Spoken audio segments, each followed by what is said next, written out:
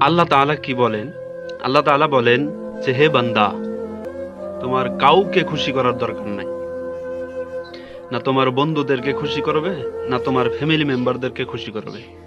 কাউকে খুশি করার দরকার নাই, যদি আমাকে খুশি করতে পারো।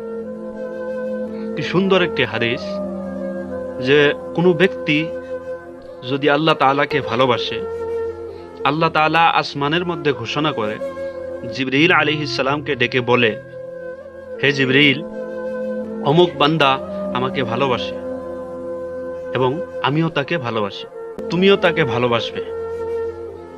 তখন জিবরাইল আলাইহিস সালাম নাজিল হয় এবং আসমানের সমস্ত আসমানীদেরকে এলান করেন যে আল্লাহ তাআলা অমুক বান্দাকে ভালোবাসেন, আমিও বাসি। অতএব তোমরা সবাই সে ব্যক্তিকে ভালোবাসবে। তারা সবাই সে ব্যক্তিকে ভালোবাসে। আল্লাহ তাআলা বলেন, সে ব্যক্তির ভালোবাসা আমি দুনিয়ার মানুষের অন্তরেও ঢেলে দেই।